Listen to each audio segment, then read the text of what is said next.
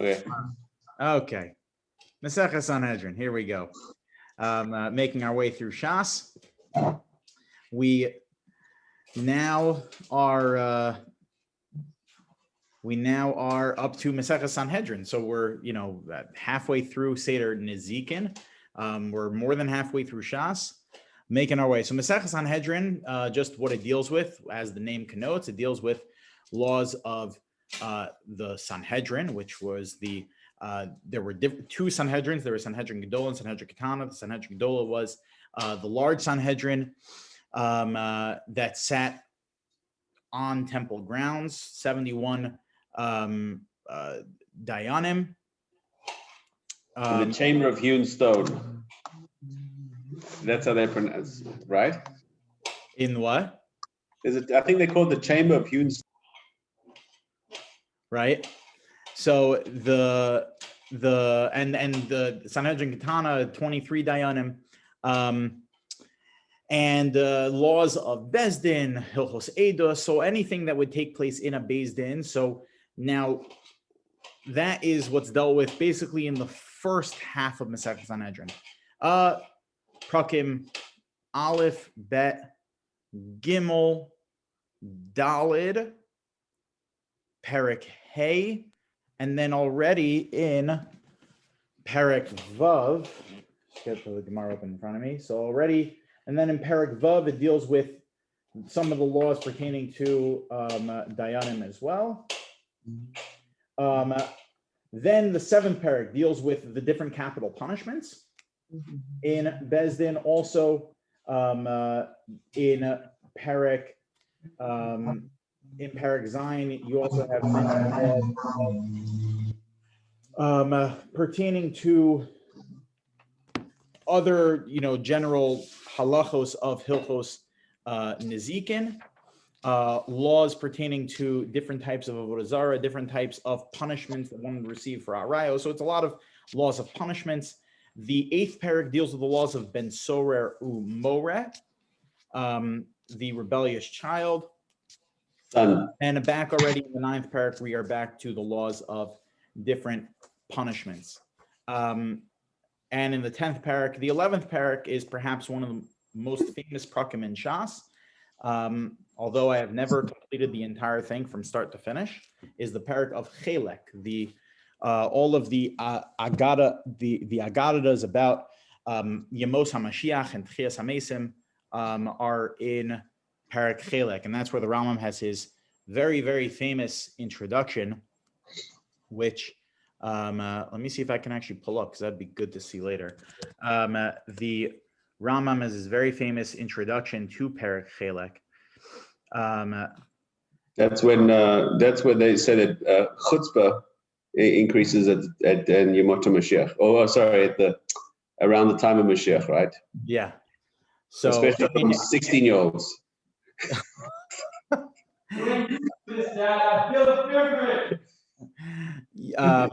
So that's what's dealt with in the 11th parak of Masechah Sanhedrin. Just happens to be, by the way, Masechah Sanhedrin is Rav Shechter's favorite Masechta.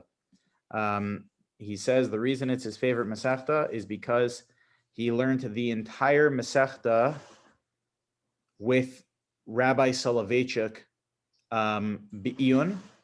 I think he said twice. And that's what makes Masechah's Sanhedrin his most favorite Masechta. Okay. Let me see if I can find the. I'm in the wrong parak. That's why I can't find this Rambam. All right. So now, before we begin, though, no, right over here. Okay, yeah. So the Rambam's going to be over here. All right, we'll find it later. All right. In the discussions pertaining to, among all these discussions in Sanhedrin, part of the discussions have to do with the mitzvot that are obligated to B'nai Noach, the 7 Noachide laws. That all of the halachos pertaining to the 7 Noachide laws, the Shiva mitzvahs B'nai Noach, are found in Maseches Sanhedrin. The discussion the Gemara has over here is regarding mitzvot that were given before Matan Torah. Okay, so now what about other mitzvot that were given before Matan Torah? Do they also fall under the category of mitzvot that were given to Bnei Noach? What would be an example of that? Bris Milah. Okay, so the Gemara talks about whether or not Bris Milah is an obligation upon the other nations. Okay, so says the Gemara, Ibay Sema Bris Milah, Mikarla Avram Hu Dekam Mizarele. So it says the Gemara that it was the obligation of Bris Milah was given to Avram Avinu. The Ata es brisi tishmor, as the Torah tells us, that you have to keep my covenant. You have to observe the covenant. Ata v'zarcha harecha l'dorosam, that you and your offspring after you for generations. Ata v'zarcha in shachrini lo. What do we see from this Gemara? That you and your offspring have to keep bris milah. Anyone that does not come from Avram Avinu does not keep bris milah. Okay, so any other nations in the world that do not have a chain back to Abraham, they do not observe bris milah. Now, who does that come to include? So if we were to stop the Gemara right here, that would come to include anyone that comes from Avram, which is Yishmael, Yitzchak, obviously, we know that. And Avram also had six other kids. Oh yeah, I forgot about those guys. What about Avram's 6 other kids? The Bnei Keturah. Okay, it would seem like all of them would be included over here, right? Because it says, Ata, you, v'zaracha, acharecha l'dorasam, you and your offspring after them for generations. Good. The Torah specifically mentions that only everything Avram gave was to Yitzchak. So now the Gemara is going to deal with that. So now says the Gemara, Elamata b'nei Yishmael l'chayvo. So what about the b'nei Yishmael? Why is this highlighted?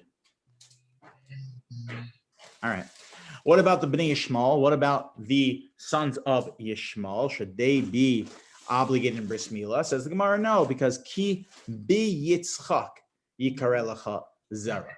So since the Torah says bi Yitzchak yikare lecha zaracha, that Zara, that through Yitzchak, it specifies Yitzchak as the offspring of Avraham to exclude all his other offspring. We see that the lineage goes Avraham, Yitzchak, and then Yitzchak's offspring. Okay, so now what about Bnei Esav? Esav was one of the children of Yitzchak.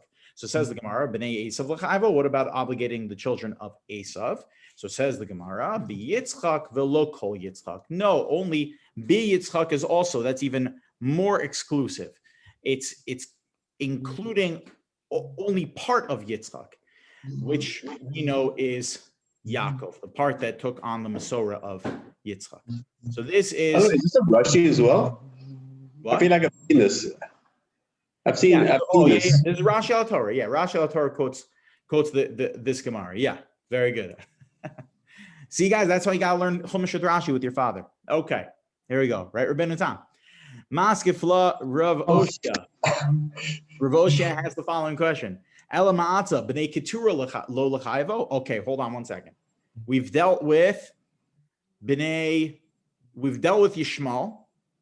that we said Yitzchak.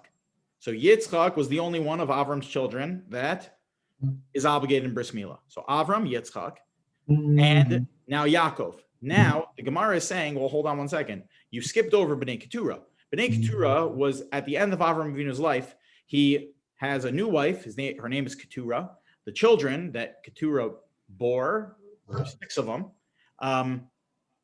And we know the Torah says that they were obligated in bris milah. Va'amar Rav Yosef bar Avin, v'isema Rav Yosef bar Chanina, es brisi hefer l'rabos b'nei Keturah. Yes, the children of Keturah actually did receive bris milah. End of Gemara. Let's take a look at Rashi. But why was wouldn't the same thing that excluded Yishmael and exclude the Bnei Keturah? So it would seem that the Gemara is saying es brisi hefer, that when the Torah says he uses firstborn though. What was that? He unclaims his firstborn, but the pasuk specifically says that was a Yitzchak they're called Yozara, right?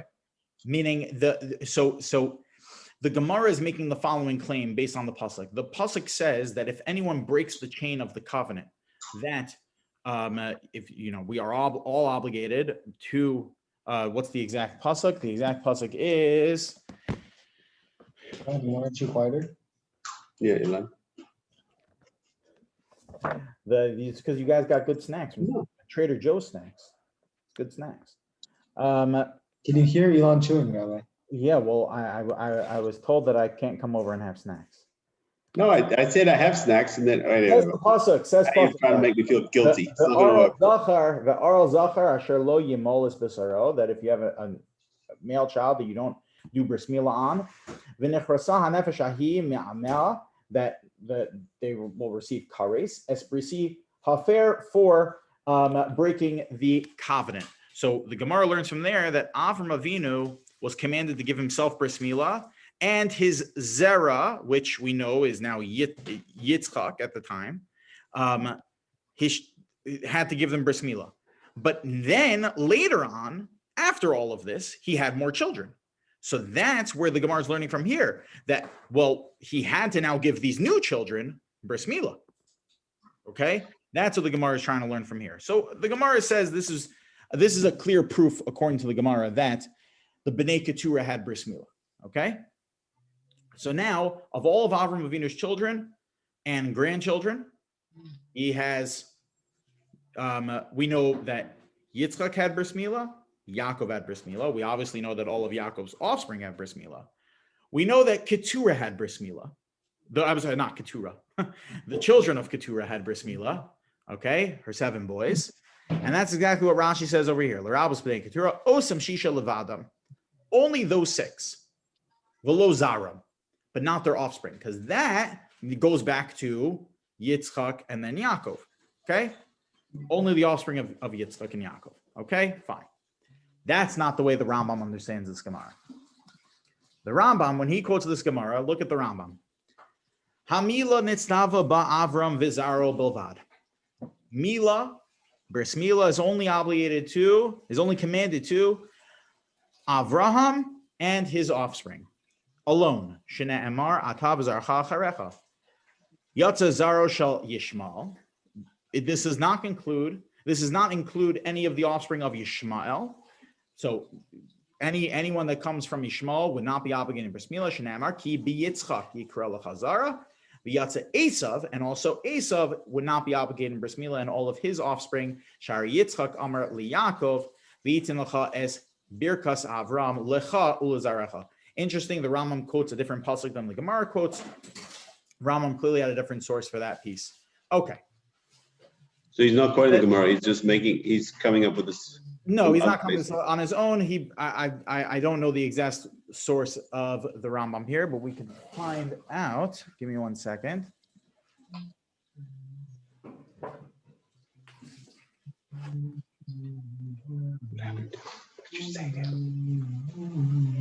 The exact source of the Rambam for here, Perek Yud, Hilchos Malachim, Halacha Ches, Amr Chachamim Shebnei Keturah.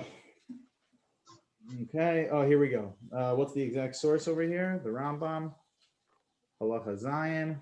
Where's the Rambam get this from? This last piece.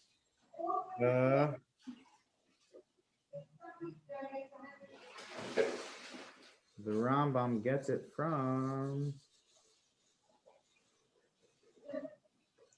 Does he actually need to get it from somewhere? Because it's basically explicit in the pasuk. Well, he does need to get it somewhere. Well, that's just Yitzchak telling Yaakov what to do, but that doesn't necessarily mean that the original obligation does not fall upon Esav. So I don't know why. Okay, so that's a good question. I'm sure that hold on, let's see if any, let's just see, just to make us feel more comfortable. Let's make sure that someone asks this question, but it's too obvious of a question not to ask. But let's just make ourselves more comfortable with it. Hilchos Malachim.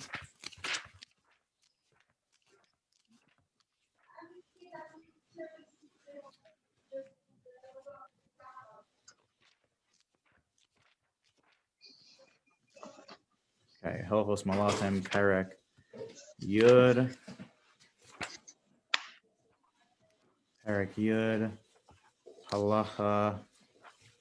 Perek Yud. Halacha. Zion. So who asked this question? Tosfos read. Here. The Maharit asked this question. The Aruch Lanier asked this question. We've heard of both of those guys. This question. The Brisker Rav asked this question. Okay, so Mirz Hashem will have to come across. We'll have to look that up next time we see this Rambam. I'll look that up. So, but I want to focus. You see, they asked the question in your book, but that doesn't say the answer. No, I just have let's a book that has that quotes a bunch of questions and then tells you where to find the answers. Yeah, on the Rambam explicitly. That's the Frankel Rambam, the Frankel edition of the Rambam. Rabbi Frankel Rabbi what's his first name? Baruch Frankel, the Baruch Frankel Rambams. I was going to say Victor, but yeah. Yeah. Okay, but I want to focus on the next Rambam. Listen to this. Rabbeinu Tam, you paying attention to this? Amru Chachamim. Our rabbis taught us B'nei Keturah, that the children of Keturah, Shem Zaro Shel Avram, that are the offspring of Avram, Shabah Har Yishmael v'Yitzchak Chayavim Mila, that came after Yishmael and Yitzchak, are obligated in Bris Milah. Listen to this next line. V'hoyel, and since V'nis Arvu Hayom, since they're all mixed up, B'nei Yishmael, the children of Yishmael, B'nei Keturah, we don't know who are the B'nei Yishmael, we don't know who are the B'nei Keturah. We don't know who any of these people are today. Do you know anyone who actually we can prove is from B'nai Yishmael or B'nai Keturah? No. Why? Because Sanhedrin, Melech Bavel, Melech Ashur, okay, he was that 200 years before the destruction of the Beis HaMikdash, mixed up the whole world, Bilbul Ha'olam, okay, and so we don't know who's who. Yeschayvu hakol b'mila b'shmini. Everyone, therefore, says the Rambam, is obligated to get their bris milah on the 8th day, which means, according to the Rambam, that all non-Jews are obligated to get their bris milah on the 8th day. But that suffix d'oraisa l'chumra? Because of a suffix d'oraisa l'chumra. That is exactly. That's what the Rambam is telling me right. So, okay, so we understand this Rambam. Suffix d'oraisa l'chumra, we don't know who's obligated anymore to get a bris milah, which means, by the way, what is this Rambam assuming? Not like Rashi. Rashi assumed it was only B'nai Keturah that were obligated in bris milah, not their offspring. The Rambam's assuming that when the Gemara says the B'nai Keturah were obligated in bris milah, it meant also their offspring. Okay? But now that their offspring are obligated in it, and we don't know who's who, that means that because it's a suffix d'oraisa, we have to be machmer. Everyone has to get bris milah. Every single Jew, non-Jew, everybody has to get bris milah. I got a problem. There's a very famous machlokas about suffix d'oraisa l'chumra between the Rambam and the Rashba. The Rambam famously writes that suffix d'oraisa l'chumra is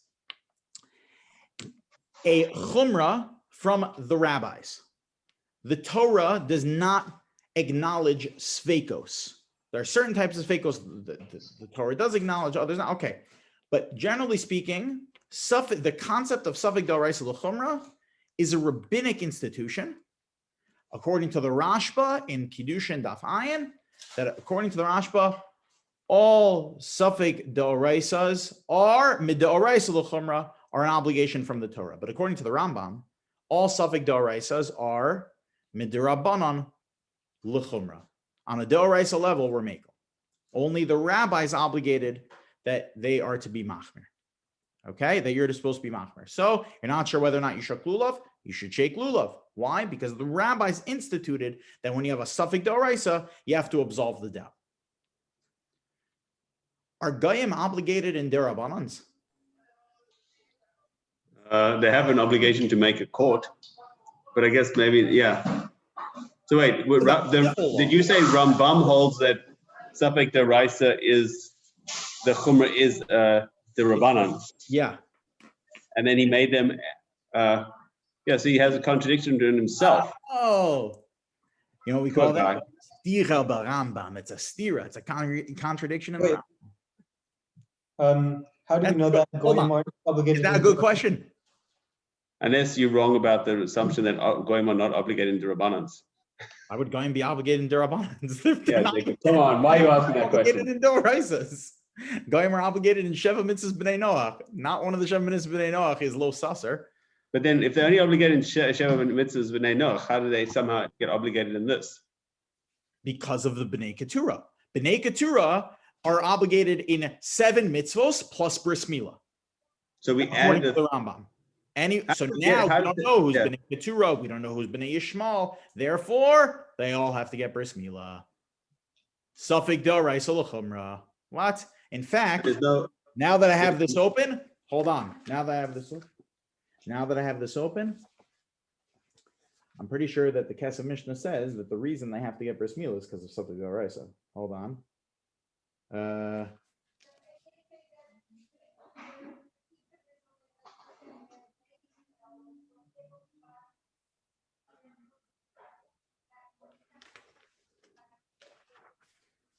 Who says the reason is because of either way? I mean, it's obvious it's because of Safek d'oraisa.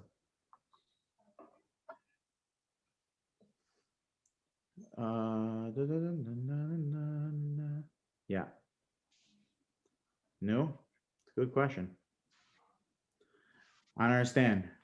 Aren't they?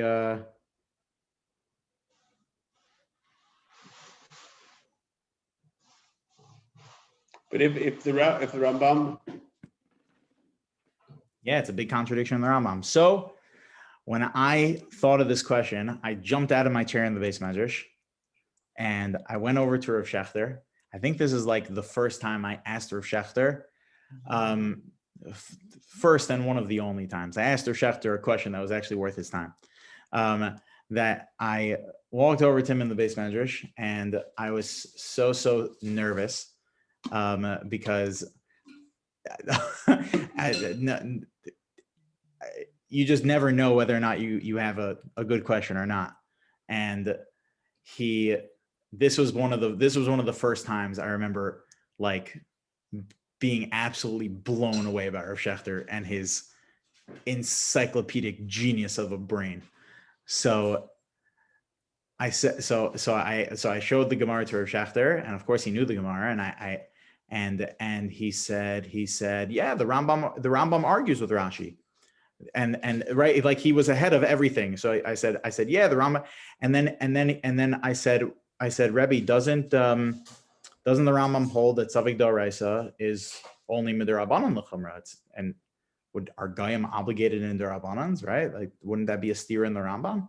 So he mamish, it was just like this. Yes, I think I remember coming across such a question. Give me 1 minute. There's a sefer called Tevas Goma. You ever heard of the Tevas Goma? Nope, me neither. There's a sefer Tevas Goma. It's a sefer written by the Pri Megadim on Chumash. On Chumash. Listen to this. This is crazy. Okay. I said, oh, the Pri Megadim has a sefer on Chumash. He said, yeah, most people that have never really seen it. It's a small little sefer. I don't even know if the Beis Medrash owns a copy.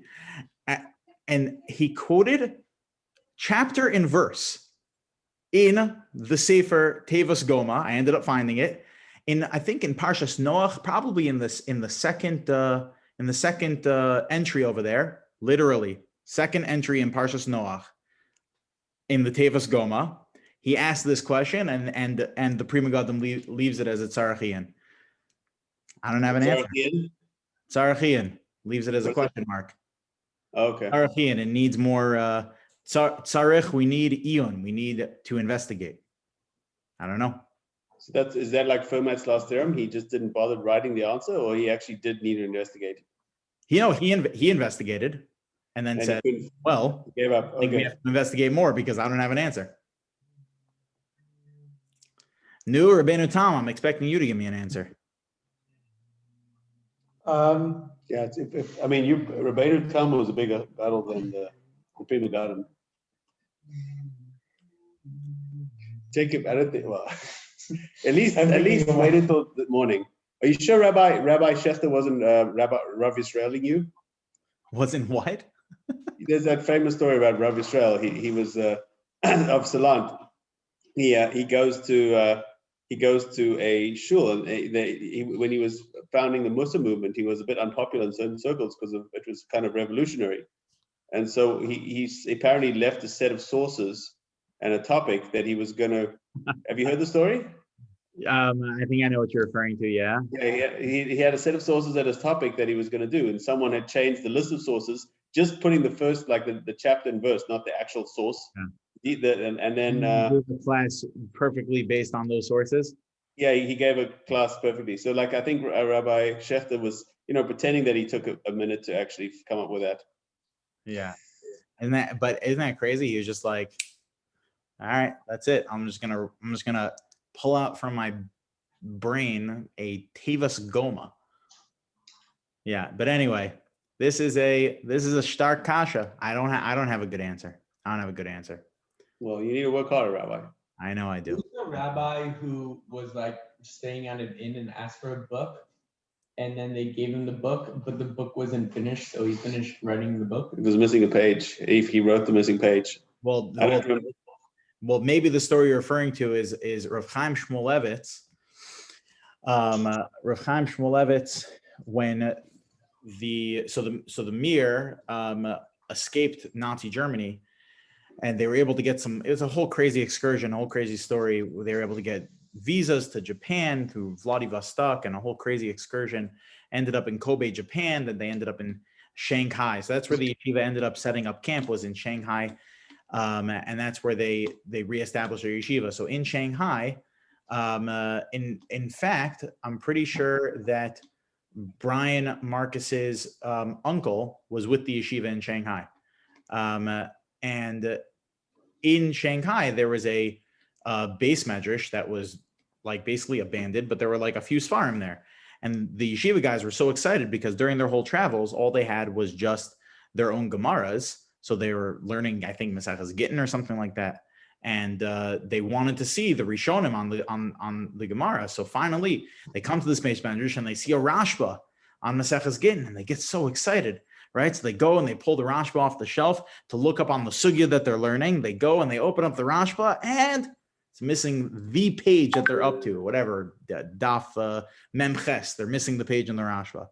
So they go over to Rav Chaim Shmulevitz and they say, Rebbe, it's too bad. The page of the Rashba is missing in the sugya that we're learning. He said, oh, which page of the Rashba is missing?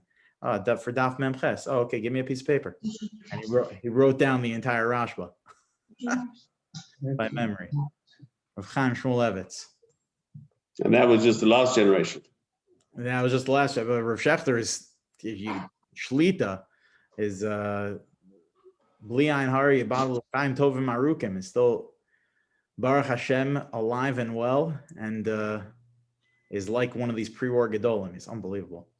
All right. Anyway, I wanted to just show you guys. So anyway, Rabbeinu Tam, Tosas Rid, I'm expecting an answer. You guys will get back to me. I want to just show you also this Rambam. So this is the Rambam has a famous introduction to the last parak of Sanhedrin, where he outlines the basic principles of Jewish faith. The 13 principles of faith, the Rambam's 13 principles of faith, are detailed in his introduction to the last parak of Sanhedrin. Guys, I'm never gonna live that down, Rabbi. What? I only once have done Yigdal the shul, and I'm never gonna live it down. Yeah, what happened? You were there. I got two wrong. I did this. I didn't even know there was a difference between. I guess I forgot there was a difference. I didn't know. I don't know. I didn't know there's a difference between the Rosh Hashanah one and the Yontiv one. Apparently there is, according to Jacob, who's never had the courage to do anything in shul except. First of all, we weren't saying about how you got the wrong tune. We just were making fun of you that you couldn't get the tune you were trying to sing. I got it good enough that people knew that I had the wrong tune. It's okay. I don't think I've ever Well, announced. I don't think I've ever announced the right one, either Adon Olam or Yigdal, on either Friday night or Shabbos day. Yeah, but you don't let your kid come to shul to mock you. Well, that's just because he's not old enough yet. I know. Yeah, but he mocks me anyway. He has the opportunity. All right, so just take a look at this Rambam. The Brisker Rov points out something amazing over here. Yemos HaMashiach, days of Mashiach. So this is the 12th of the Yisodei Amuna that we have to believe in Mashiach. Animam b'Emunah Shlema. Bevias HaMashiach, in the coming of Mashiach. Says the Rambam. Yemos HaMashiach, the days of Mashiach. V'hu lahamin. We have to believe. La'amish yavo. That Mashiach is coming.